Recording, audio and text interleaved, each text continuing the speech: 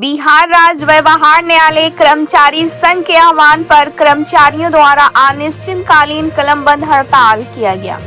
यह कलमबंद हड़ताल व्यवहार न्यायालय कर्मचारी संघ कैमूर द्वारा किया गया। इस दौरान व्यवहार न्यायालय मोहनिया के सभी कर्मी व्यवहार न्यायालय के मुख्य गेट पर ऑफिस का सभी कार्य छोड़कर हड़ताल पर चले गए। साथ ही सभी लोग कागज के दफ्ती पर लिखकर अपने 4 मुख्य मांग रखे हैं, डटे रहे एवं नारा लगाते रहे।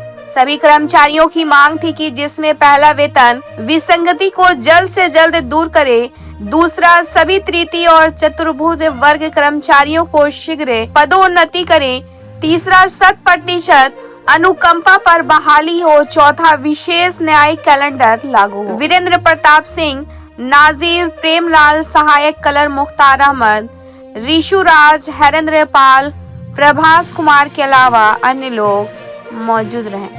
ब्यूरो रिपोर्ट, बिहार दर्शन। जिंदाबाद जिंदाबाद, पूरी करो पूरी करो, दूर करो दूर करो, बहाली करो बहाली करो, लागू करो लागू करो, शीघ्र करो शीघ्र करो, जिंदाबाद जिंदाबाद जिंदाबाद, जिंदाबाद जिंदाबाद जिंदाबाद, जिंदाबाद जिंदाबाद, बिहार सरकार होश में आओ, होश में आओ, होश में आओ, बिहार सरकार होश में आओ, होश में आओ, होश में आओ, विसंगति दूर करो, जिंदाबाद जिंदाबाद, हमारी मांगे पूरी करो, पूरी करो पूरी करो, हमारी मांगे पूरी करो, पूरी करो पूरी करो। सर, ये कह रहे थे कि देख रहे हैं कि व्यवहार न्यायालय के जितने भी सरकारी कर्मचारी हैं कलमबंद हड़ताल, अनिश्चितकाल हड़ताल पर हो गए हैं। आप लोग वकील हैं, इस पर क्या इफेक्ट पड़ रहा है, मतलब क्या क्या हानियां हो रहा है? नहीं, हम लोग पर तो हानि हो ही रहा है। संग संग में जितने दूर दराज के जितने भी लोग आ रहे हैं अपने केस के करने के लिए, उनको भी बहुत हैरानी परेशानी हो रही है ठंड के मौसम में, और हम लोग को तो जो हो रहा है सो हो ही रहा है हानि। मतलब क्या ऐसा होना चाहिए कि आप भी सोच रहे हैं कि इस तरह का हो जल्दी इस तरह का? हम लोग भी चाहते हैं कि मतलब कि हड़ताल खत्म हो जाए और सरकार जो है इन लोग का जो जायज मांग है वो पूरा हो जाए, ताकि मतलब कि लोग भी अपने ड्यूटी पर आ जाए, ताकि जनता को भी मतलब रिलीफ मिले। जो भी जनता आ रही है यहाँ पर अपनी न्याय प्रक्रिया को पूरा करने के लिए या मांग करने के लिए, अपने अधिकार के लिए, उनको भी नहीं मिल पा रहा है, लेट लतीफ हो रहा है, दिक्कत तो हो रहा है। ऐसा तो बात नहीं है कि आपके जैसे कितने लोग ऐसे हैं कि जो उससे इफेक्टेड हो रहे हैं? बहुत से लोग हैं, कम से कम यहाँ पर जितने भी अधिवक्ता हैं, कम से कम 200-250 अधिवक्ता हैं यहाँ पे, और उनसे संबंधित जो यहाँ पर तकरीबन कितने केसेस होंगे, 25,000 रोज हमारे इस कोर्ट में मंडलीय व्यवहार न्यायालय में कम से कम 1,000 केसों की सुनवाई होती है। अब उसी से अनुमान लगा लिया जाए, 2 दिन 3 दिन हो गया, मान लीजिए कि काम बंद हुए और इतने लोग प्रभावित हुए, तो अभी कितने दिन लोग का चलेगा? अगर सरकार नहीं ध्यान देती है इन लोग के मांग पर और नहीं सहानुभूतिपूर्वक विचार करती है, तो जनता का और हम जैसे लोगों का, अधिवक्ताओं का क्या हश्र होगा? तो हम लोग भी सफर कर रहे हैं इन लोग के चलते। क्या नाम पड़ेगा आपका? हमारा नाम मनोज कुमार श्रीवास्तव पड़ेगा, हम यहाँ पर उपाध्यक्ष हैं। अच्छा, जैसे आप 1993 की बात कर रहे हैं, उस समय जिस समय लोगों की बहाली हुई थी, तो कुछ तो गाइडलाइन रहा होगा। आप बताएं, उस वक्त एक्चुअली पहले 88 में एक बैच का ज्वाइनिंग हुआ था, उसके बाद 97 में ज्वाइनिंग हुआ था। तो जो 88 में ज्वाइनिंग हुआ था, उस वक्त वेतनमान का जो क्लर्क का बात कर रहे हैं हम, क्लर्क का जो वेतनमान था वो पद की जो योग्यता थी वो मैट्रिकुलेशन था। लेकिन 91 में जब गवर्नमेंट ने उसको स्नातक स्तर पर डिफाइन कर दिया, तो उसके अकॉर्डिंग स्नातक स्तरीय वेतनमान देना था। तो अगली बहाली 97 में जो हुई उसको स्नातक स्तरीय होना चाहिए था, लेकिन वेतनमान वही मैट्रिकुलेशन स्तर का दिया जा रहा था कंटिन्यूअस। उसके बाद जो बहाली हुई 2005 में जिला स्तर पर, उसके बाद 2012 में, 2018 में, जैसे एज फॉर एग्जाम्पल हम 2018 के बैच के हैं, तो 2018 में जब बहाली हुई, ठीक है, उस वक्त हमारा वेतनमान 2400 ग्रेड पे के आधार पर हमको ज्वाइनिंग हुआ। 5 साल के बाद वही प्रमोट करके हमको कम से कम 4200 ग्रेड वेतनमान अभी यहाँ मिलना चाहिए, लेकिन आज हम भी 2400 ग्रेड पे में काम कर रहे हैं। क्यों? क्योंकि हमको पदोन्नति नहीं हुआ। आज हमारे साथ ही ज्वाइन किए हुए जो लोग हैं वो अलग अलग जजशिप में अलग वेतनमान उठा रहे हैं, कहीं 4200 उठा रहे हैं, कहीं 2800 उठा रहे हैं, कहीं 2400 उठा रहे हैं। तो एक ही रिक्रूटमेंट से बहाल हुए जो स्टाफ हैं उनका वेतनमान अलग अलग क्यों हो गया? ये वेतन की विसंगति होने के कारण, ये जिला स्तर पर होने के कारण। यदि यही सेंट्रलाइज सिस्टम होता तो एक व्यक्ति जो ज्वाइन किया भभुआ में, एक व्यक्ति जो ज्वाइन किया पटना में, एक व्यक्ति जो ज्वाइन किया बेगूसराय में, सबको एक ही वेतन मिलना चाहिए यदि सबकी सर्विस पीरियड सेम होती है तो ये विसंगति का पहला स्तर हुआ। दूसरा स्तर है कि जब आपने डिफाइन कर दिया कि आपका जो बेसिक क्वालिफिकेशन है वो मैट्रिक नहीं रहा, ग्रेजुएशन हो गया, तो ग्रेजुएशन के स्तर पर जो वेतनमान आप अपने ही अन्य विभाग के स्टाफ को देते हैं वही वेतनमान आज इसमें भी देंगे। ऐसा तो नहीं है कि आप जुडिशियल स्टाफ में तो आपको कम देंगे या अधिक देंगे। तो आप जो ग्रेजुएशन स्तर पर आपके यहाँ जो बहाली होती है सचिवालय सहायक की या हाईकोर्ट में असिस्टेंट की, तो उनका वेतनमान मिनिमम 4600 या 4200 है। तो उस आधार पर वेतनमान हमारा भी मिनिमम 4600 या 4200 होना चाहिए।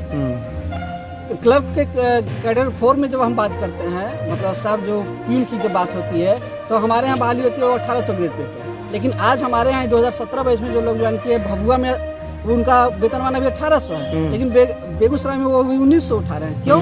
क्योंकि वहाँ उनको पदोन्नति दे दी गई है, यहाँ पदोन्नति नहीं मिला है। जबकि हर 5 साल के बाद पदोन्नति देना हमारा उनका ड्यूटी है और हमारा अधिकार है। ये नियम है कि हर साल आपको डिपार्टमेंटल एग्जाम लेना है, एग्जाम लेकर के पदोन्नति देनी है।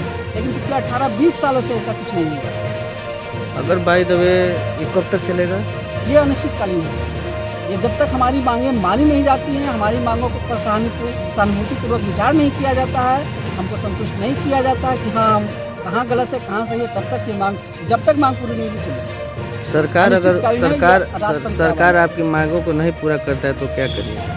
सर हमारी हड़ताल, हमारा अनशन इस तरह से जारी रहेगा, तब तक जारी रहेगा जब तक हमारा राष्ट्र संघ इस संबंध में आगे कुछ और सूचना नहीं दे।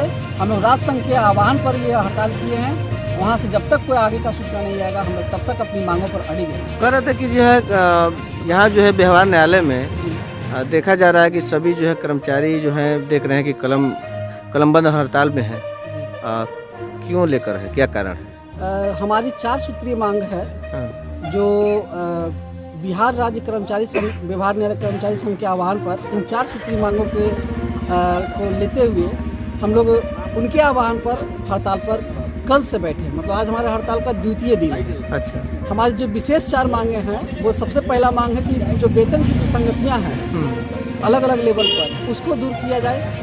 दूसरा है कि जो ससमय पदोन्नति दिया जाए, तृतीय और चतुर्थ वर्गीय जो कर्मचारी हैं उनको समय के अनुसार पदोन्नति दिया जाए। हमारे यहाँ 18-20 साल से कोई पदोन्नति का रास्ता नहीं है। हर विभाग में कुछ न कुछ पदोन्नति की जाती है। जो क्लर्क में ज्वाइन किए वो आगे बढ़ते हैं, पी में ज्वाइन किए क्लर्क तक पहुँचते हैं, मतलब कहीं ना कहीं पदोन्नति का रास्ता होता है। हमारे यहाँ न इस संबंध में कोई डिपार्टमेंटल एग्जाम हो रहा है और न ही पदोन्नति का कोई और भी रास्ता दिया जा रहा है, जिससे हमारी पदोन्नति एकदम बंद है। अच्छा, तीसरा जो मांग है वो है अनुकंपा के आधार पर जो बहाली होती है, 10% जो रूल था उसको खत्म करके 3 से 5% लाया गया। उसके आधार पर भी जो अनुकंपा में बहाली होनी चाहिए वो भी नहीं हो रही है। हमारे जो ये जजशिप है भभुआ जजशिप, यहाँ भी लगभग 7 से 8 लोग ऐसे हैं जिनका अभी अनुकंपा का नौकरी पेंडिंग है, इस पर कोई फैसला नहीं लिया गया है। यदि 10% का आधार भी देखेंगे, 5% का आधार भी देखेंगे, तब भी कम से कम 8 से 10 लोगों का होना चाहिए था। लेकिन उनका परिवार आज रोड पर मजदूरी करने के लिए विवश है। उनको अनुकंपा के आधार पर कोई डिसीजन नहीं दिया गया, हाँ या ना कुछ भी कहा जाए। इसी तरह से यह समस्या पूरे राज्य के न्यायालय कर्मचारियों की है। और चौथा है जो स्पेशल कैडर की, जो हम लोग को कभी डिस्ट्रिक्ट कैडर में डिफाइन किया जाता है, कभी स्टेट कैडर बनाया जाता है, जबकि जो सेट्टी कमीशन का रिकमेंडेशन है हम लोग को स्पेशल जुडिशियल कैडर में बहाल करने का। तो उस ये चौथा मांग है कि हम लोग को स्पेशल कैडर में बहाली दिया जाए। तो ये 4 विशेष मांग है जिसको लेकर के हम लोग पिछले 2 दिनों से धरना पर बैठे हैं और राज्य संघ के आह्वान पर ये तब तक जारी रहेगा जब तक हमारी इन 4 मांगों पर सहानुभूतिपूर्वक विचार करते हुए मान नहीं लिया जाता है। ये क्वेश्चन है कि आप अचानक कलमबंद हड़ताल हो गया, इसके पहले भी क्या सरकार को इसके पहले ये हमारा जो एक्चुअली जो ये सारा डिमांड है 1991 से ये डिमांड है। 1991 में स्नातक स्तरीय वेतनमान का अनुशंसा खुद माननीय उच्च न्यायालय ने किया था, जिसको 93 में हाईकोर्ट ने रिजेक्ट कर दिया। अच्छा। इसके आधार पर हम लोगों ने CWJC फाइल किया, रिट दाखिल किया, जिसमें भी फैसला हम लोग के पक्ष में आया। इस पक्ष के भी को भी बिहार सरकार ने मानने से इनकार कर दिया। तो इसके बाद फिर अफजल आलम कमेटी जो थी उसका भी रिकमेंडेशन था। मतलब कई कमेटीज़ का रिकमेंडेशन लगातार गया। बिहार सरकार ने सारे कमेटीज़ का अवहेलना करते हुए आज तक एक भी आदेश का अनुपालन नहीं किया। इसके बाद लास्टली 2023 में माननीय उच्च न्यायालय के द्वारा 2 बार अनुशंसा भेजी गई बिहार सरकार को, और जिसके आधार पर हम लोग को कहा गया कि ठीक है कुछ दिन वेट कीजिए, ऐसा कहते हुए हम लोग का प्रस्तावित हड़ताल पिछले साल मतलब जुलाई 2024 से था, 1 जुलाई 2024 से। कि यदि हमारी इन 4 मांगों को नहीं माना गया तो हम 1 जुलाई 2024 से हड़ताल पर जाएंगे। लेकिन उस वक्त ये कहते हुए कि हमको कुछ समय दिया जाए, आप लोग हड़ताल को रोकिए, अभी नहीं कीजिए, हम लोगों ने समय दिया।